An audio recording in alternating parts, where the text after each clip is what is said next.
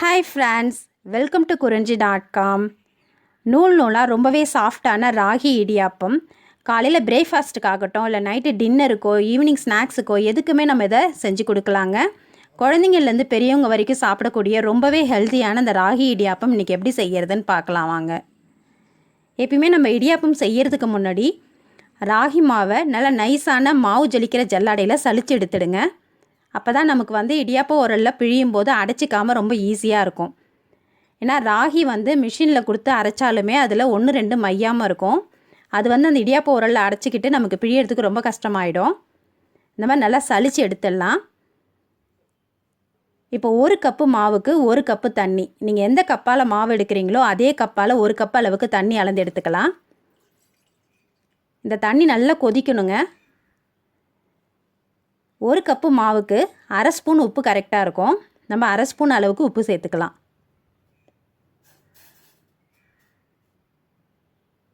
இப்போ தண்ணி நல்லா கொதி வர ஆரம்பிச்சிடுது. இந்த டைமில் இதில் 1 ஸ்பூன் அளவுக்கு எண்ணெய் இந்த தண்ணியில் சேர்த்துடுங்க. அப்போ நம்மளோட இடியாப்பம் அந்த மாவு நம்ம கையிலலாம் ஒட்டாமல் கரெக்டான பதத்தில் இருக்கும். நீங்கள் மாவு அளந்து எடுக்கும்போது கிண்ணத்தில் ரொம்ப அழுத்தி எடுத்துடாதீங்க. எப்பயும் போல் நார்மலாக அளந்துடுங்க. அப்போ தான் நம்மளுக்கு தண்ணியும் கரெக்டாக இருக்கும், மாவோட பக்குவமும் கரெக்டாக வரும். இப்போ நல்லா கொதிக்கிற தண்ணியில் இந்த மாவை சேர்த்து கலந்து விடுங்க. இது பார்க்குறதுக்கு தண்ணி பத்தாத மாதிரி இருக்கும், ஆனால் நீங்கள் கொஞ்சம் கூட தண்ணி சேர்க்காதீங்க. 1 கப்பு மாவுக்கு 1 கப்பு தண்ணின்றது கரெக்டான பதத்தில் இருக்கும் நமக்கு.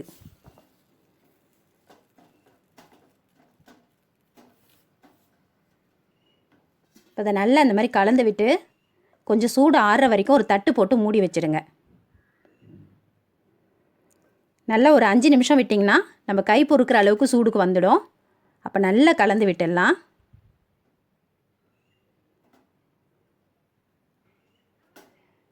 இப்போ பாருங்கள், நம்மளோட மாவு கரெக்டான பதத்தில் இருக்குது.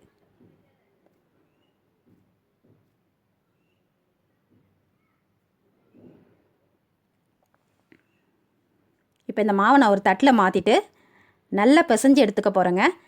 நம்ம ஏற்கனவே இதே மாதிரி மெத்தடில் தான் ராகி சப்பாத்தி செஞ்சுருக்கோம். அதுக்கும் இதே மாதிரி 1 கப்பு மாவுக்கு 1 கப்பு தண்ணி தான் வச்சோம். இப்போ இந்த மாவில் நீங்கள் சப்பாத்தியும் செய்யலாம், பூரியும் செய்யலாம், இடியாப்பமும் செய்யலாங்க. இப்போ நல்லா மாவு பிசைஞ்சிட்டு நம்ம இடியாப்ப உரலில் போடுற மாதிரி கொஞ்சம் கொஞ்சமாக பிரித்து எடுத்துடலாம்.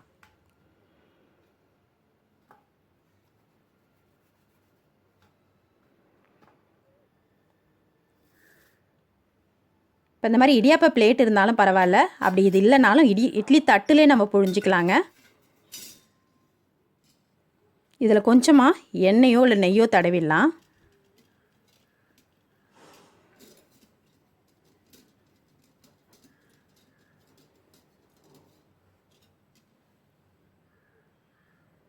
இப்போ இந்த மாதிரி இடியாப்ப உரலில் நான் போட்டு புழிய போகிறேன். இந்த இடியாப்ப உரல் இல்லைனாலும் பரவாயில்ல, நம்ம முறுக்கு புழியிற இது இருக்குது இல்லைங்களா, அதுலேயும் இந்த மாதிரி இடியாப்பாச்சின்னு கொடுத்துருப்பாங்க, நம்ம அதில் கூட பிழிஞ்சு எடுத்துக்கலாம். இப்போ நான் உங்களுக்கு ரொம்ப பொறுமையாக புழிஞ்சு காட்டுறேன் பாருங்கள். நல்லா நூல் நூலாக இந்த இடியாப்பம் எப்படி வருதுன்னு பாருங்கள்.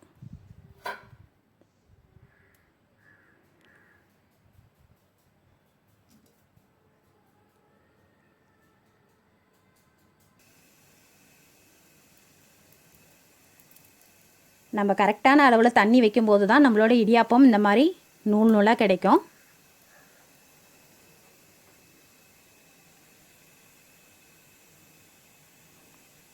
இப்போ நான் ஒரு இட்லி பாத்திரத்தில் தண்ணி வச்சுட்டு இந்த மாதிரி இட்லி தட்டை திருப்பி போட்டுடுவேங்க. இப்போ நான் ஒரு 4 பிளேட் வச்சுருப்பேன். 2 பிளேட் வேகும், 2 பிளேட் புழிவேன், கரெக்டாக இருக்கும். ரொம்ப ஈஸியான வேலைங்க இது. ரொம்ப ஹெல்த்தியான டிஃபனும் கூட. நமக்கும் வேலை ரொம்ப ஈஸியாக முடிஞ்சிடும் இது. இப்போ இந்த மாதிரி 2 பிளேட்டை வச்சுட்டு மூடிடலாம். ஏற்கனவே இந்த மாவு நம்ம கொதிக்க வச்ச தண்ணியில் கிண்டினதுனால இது 2லேருந்து ஒரு 3 நிமிஷத்துக்குள்ளே நல்லா வெந்துடும். இப்போ எடுத்து ஒரு பிளேட்டில் நம்ம திருப்பி போட்டுடலாம். இது நம்ம அந்த பிளேட்டில் எண்ணெய் தடவுறதுனால கொஞ்சம் கூட ஒட்டாமல் ரொம்ப அழகாக வரும் இடியாப்பம்.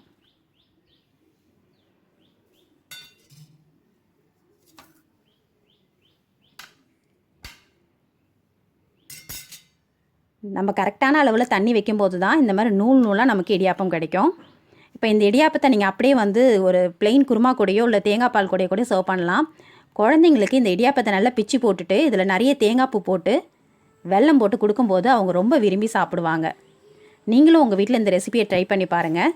இந்த ரெசிபி உங்களுக்கு பிடிச்சிருந்தா லைக் பண்ணுங்கள், ஷேர் பண்ணுங்கள், சப்ஸ்கிரைப் பண்ணுங்கள். உங்கள் ஃப்ரெண்ட்ஸ் அண்ட் ரிலேட்டிவ்ஸோட இந்த வீடியோவை ஷேர் பண்ணிக்கோங்க. நன்றி, வணக்கம்.